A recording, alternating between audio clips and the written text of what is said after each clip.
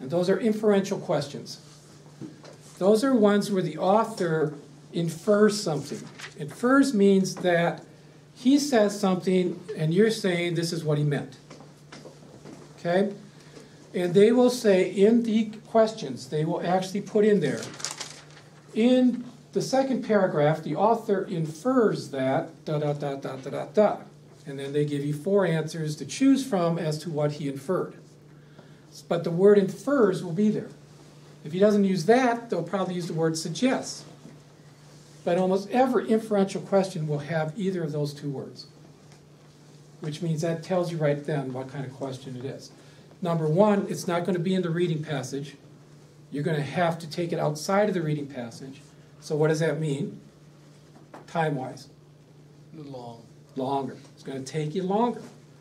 So, do we want to do those right away? No. Probably not. Unless you're really good at doing inferences. And some people are. If you are, go ahead. But if it takes you longer to be able to do that step, save those. Come back to them. Doesn't mean they're necessarily difficult, just means it takes more time. The third type of questions are summarizing questions. These can be anywhere from summarizing 2 sentences to summarizing the entire passage. The more they're asking to summarize, the more time reading-wise it's going to take. If it's a small summarizing question, one where they give you a paragraph, and a paragraph isn't your typical 5-sentence, maybe it's only 2 or 3 sentences, you can probably do that and click it out of there in 30 seconds. Okay? But if they're talking the entire passage, it's going to take you much longer than 30 seconds to do that. Remember, 30 seconds is our kind of time that we're working on all the time. If you need to read, this is where, again, the pencil point thing comes in really good. Because the more you have to read, the more you want to use that so you keep that focus in the section you want to be on.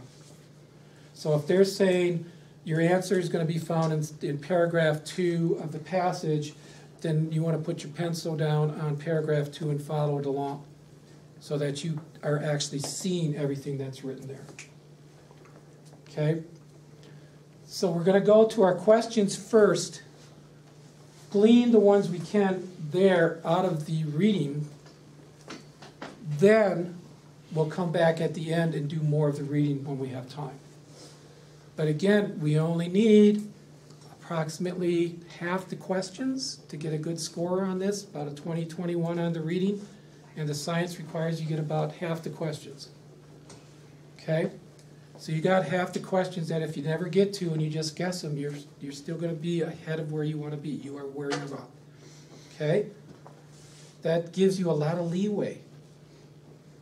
Okay, it really does. It gives you a lot that you can play with because you're not trying to answer every question. You're only trying to get to the score you want to have.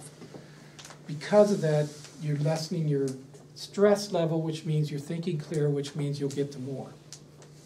Okay?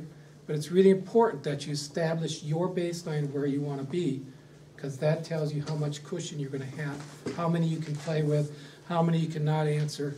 Gives you all that information, okay? And it takes away all that stress of not finishing the test, or I'm not going to have time. You pick and choose what you want to read, when you read it, what you're looking for, rather than, again, letting the test dictate to you. Okay, the science primarily is graph. A lot of it is common sense. They call it science, but that's really the milieu that they're using. It's not necessarily what, they're not testing you on your science knowledge because they don't ask you any questions about chemistry or earth science or physical science. They put it all in some kind of graph form. It's not asking you really to have any knowledge of it. It's asking you to find it. So it's really, can you find this information in a visual format is what they're asking. So like reading. It's a different form of reading. Exactly. It's just like reading except in a different format. So, again, you don't start with the thing that's hardest for you to read. You start with the thing that's the easiest thing for you to read. Same thing with science. You start with the graphs that are the easiest for you to read. Get those out of the way. Save the hardest ones to the end where if you're running out of time, you can guess them out. But in the meantime, hopefully you've got enough of those to get your base score that you wanted.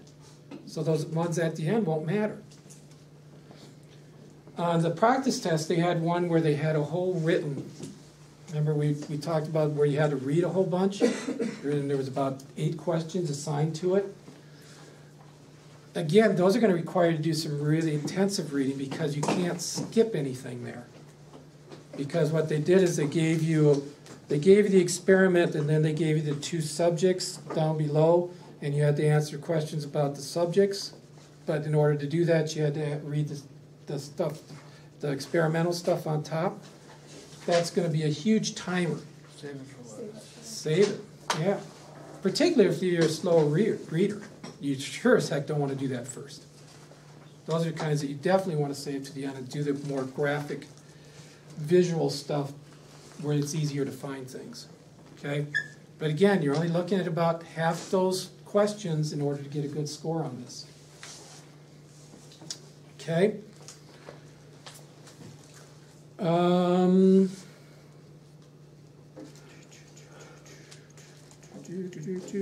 See, even on my notes, I got to change all my notes because I'm doing this totally different than I did 2 years ago. I've learned. You're never too old to learn, by the way. Okay. So, in summary, here's where we're at. Number 1, get a good night's sleep. Number 2, don't fight with anybody that's important to you. Okay? You want to be mentally in the game. Eat a good breakfast. Not so much that you're going to feel tired, but enough so that you won't be feeling hungry. And remember, we got a long ways to go. We got to go straight through to 12:30, so we're not going to get our normal lunch hour. Yeah. And I know for me that's hard because about 11:30, like my stomach's like going crazy. Yeah. So will we still get like the normal length of lunch that we get? You're going to get more. You're going to get all of 5th period. Oh. Yeah, you won't be. And 6th period starts at 1:43, I think. 1:40. 6th period begins at 1:43 to 2:32. Okay, so you'd have to be back by 1:43. Okay, now if your parents excuse you for that, that's between you and your parents. It will count. Can you count? Oh. Can I call them? No. Could I? Yes. Will I? No. So I mean, if you decide, it will count like a regular absence. All right, I cannot excuse you for it. I fought just to get 5th period because first they were going to have you come back to lunch. I said, no, not fair. Okay, so I did get them to give you 5th. I tried to get you the whole day. I truly did because you're going to be tired after this. Yeah. Okay, so here's the deal I'm trying to make with the teachers is not to have any kind of testing or anything else tomorrow for you when you come back 6th and 7th. Okay, so preparation-wise, I'll tell you a story. This is a story about me and my MAT. That sounds kind of cool. The MAT. It's the Miller Analogy Test. Everybody know what analogies are? It's where you have like bark is to tree as water is to, and then you fill in the blank. This was a test of 400 analogies. There were 40 different types of analogies. So, and it was over all subject matters. So it could be anything from history to math and everything in between. So you didn't know what they were going to ask. So anyway, I had to do this to get into grad school.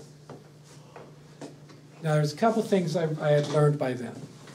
One is, it's not going to do me any good to cram the night before because it never works. It just confuses you more. So I worked hard for the 2 weeks prior to the test. I worked really hard. I prepped every night. I did 100 or 200 analogies every night so that I felt comfortable going into that test and doing analogies and knowing the different ways to spot the different types. Second thing I did, I had to work the night before the test at a convenience store. I closed the store out at 2 a.m. in the morning. Then, I was living on the west side of Phoenix. I had to drive to Tempe to take the test at 8 a.m. Oh my gosh, no. Okay? So, am I tired? Just a little. Oh yeah, just a little bit. Okay, but here's the deal. I was confident. I knew I could do this test. I knew I'd done what I needed to do to prep. I was very confident. I was relaxed. I couldn't be anything but relaxed. I was lucky I could keep my eyes open enough to drive over there. Okay? And I knew that even if I didn't do well on this test, I could still get into graduate school because I could retake the test. Okay, so it wasn't like this was a killer deal. So I go in, I'm walking to campus, going past all these people that are out there like flipping through this stuff, cramming away, trying to get this stuff down. I walk into the testing room. I said, can I take the test? They said, well, you have to wait for the time. I said, okay. So as soon as the time comes, they start on the test. I'm the first one done. Sometimes that's a good thing. Sometimes that's not such a good thing. In this case, it was a really good thing. I got the highest score at ASU on that test. Because I'm naturally brilliant? Yes. No. No, because I had the three components. I was confident, I was relaxed, and I knew there was alternatives. I knew there was other ways I could get into this program without it. That's where you guys are at. If you are confident in your abilities, if you're relaxed tomorrow, and you know that this is not a make or break situation, you'll do fine. You'll get your scores you want. You truly will. And you'll probably be higher than you thought. And if you don't, it's not a big deal. We'll make it up another way. Okay? Thank you. Can you guys say